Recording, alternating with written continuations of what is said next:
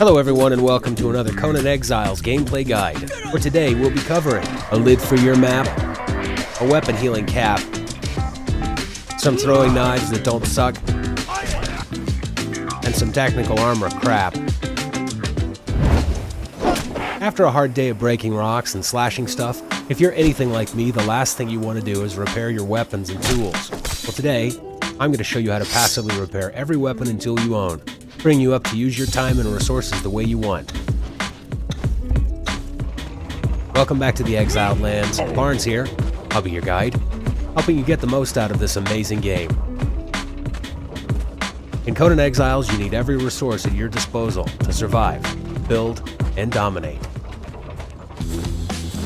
Perks via armor. What better way to kick off this episode than to cover a survival perk? This is easily one of my favorite perks in the entire game. Couple this one with the fifth one in Encumbrance, and you're a harvesting machine. I'm going to show you how to swap between the two using just your armor. When you get settled into your life at your base, streamlining your daily tasks becomes essential. Let's face it, nobody wants to grind. Under the survival attribute, when you spend 20 points, you gain the first two perks. When you have earned the Hard Worker perk, you will be able to extract all the resources from a node. A tree, rocks, coal, bodies, in half the number of swings. That means less time gathering, and your tools last twice as long. The second attribute a Settled Barbarian will use very often is the fifth perk in Encumbrance, where you can move at full speed despite being overburdened. I get these easily without respecing. There are a few ways to get these numbers, but let's just do this the simplest. In my case, I need to raise my survival by 10 points. Encumbrance needs to go up 9 points. Both of these can be handled with armor. Using survival armor, I can get the job done quicker. And then, when I'm over encumbered, I simply switch to my +9 encumbrance set.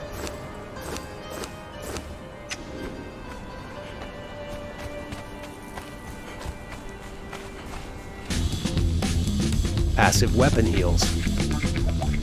This particular repair method requires only a special helmet you can gather in-game for free. While wearing this helmet, the Nemedian, every time you take damage, your equipped weapon will heal. So once you're done breaking rocks and say want to cook some steaks, put on some cold armor, go to a cold insulated building, and turn on a bonfire. Sometimes it's a good idea to catch up on your maybe chats with the server during this time. Maybe a little bit of notes that I'm taking on the side for projects or things that I want to do on a to-do list. Enclosed map room. Our next segment is a building project. Before every building project, I suggest checking your inventory and making a no BS calculation of what you'll need. To do this, I like to use this tool. Check the description for the link. Later on, we'll be building an enclosed map room. Let's enter in our numbers. Now these are the default Tier 3 numbers for a simple 2-story enclosed flat roof building. We're going to build a muffin top. That comes to 1,926 hardened brick, 522 shaped wood, 444 steel reinforcements. Okay, now that our tools are healed, let's get moving. Fast travel. One of the best features in Conan Exiles is the fast travel option, afforded by crafting and placing a map room. For various reasons, it's never a good idea to leave your map room open to the public on a PvP server. Today, my castle near God's Claw is finally getting one. It is definitely an improvement to your life. Now, if this build site were even terrain, we would build straight away with T3. But because it's rough, we want to use sandstone to check for our dimensions. The diameter of our finished round building is just about 8 squares. We can lay out a line and test to make sure our footprint will at least fit. So now we demo and start in the middle, working our way out.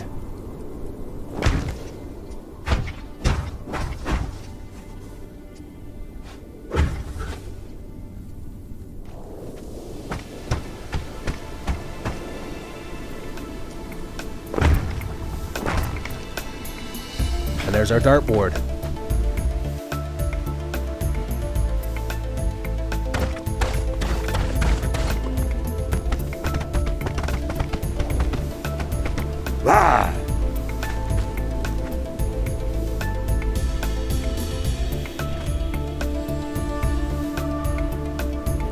It does help to build scaffolding, or to have terrain to stand on while you site out this next step. Queue up your map, and make sure you can place it, and then rotate it until the little double nodes are exactly as I've placed them.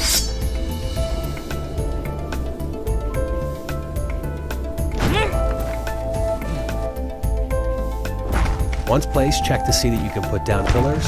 If all 6 go in place, you're good to go.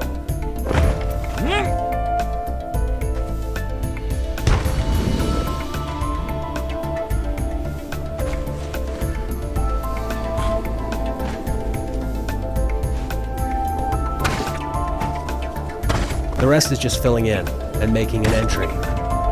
In this particular design, I'll make a drop-in entry point at the top.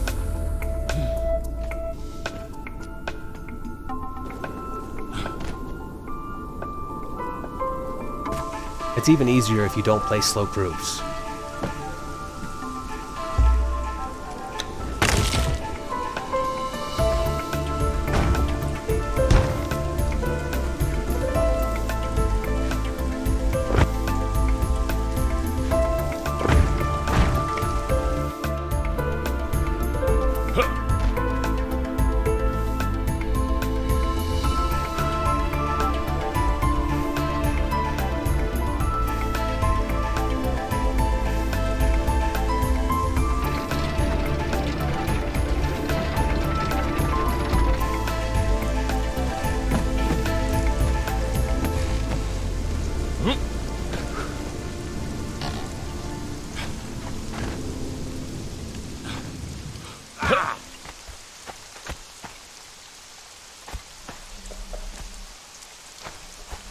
Let's christen this thing and get down south.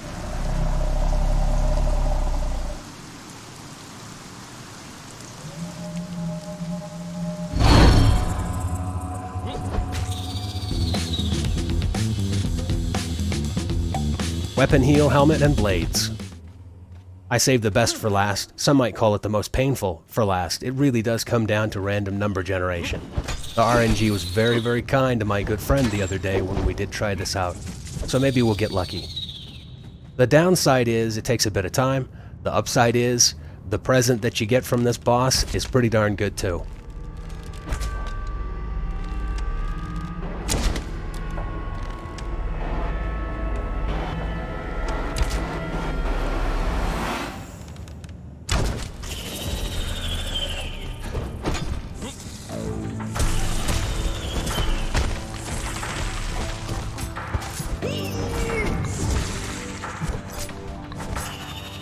One side effect is massive amounts of silk, and these badass Akbitanan throwing knives that come in a 10-pack every time.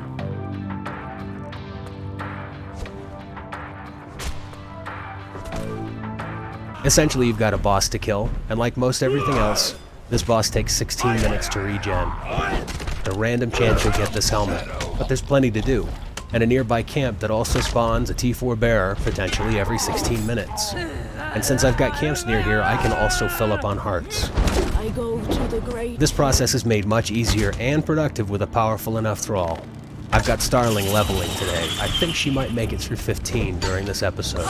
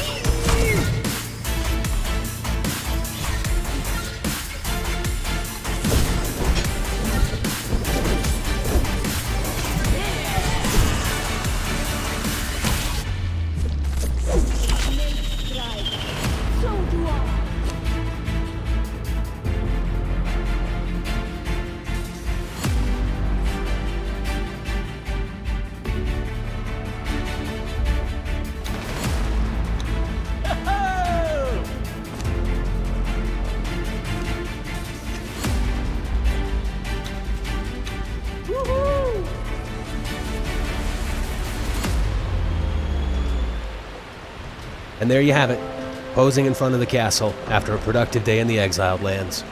I'm very happy you came along. I'm Barnes. Hope to see you real soon for the next tip or episode.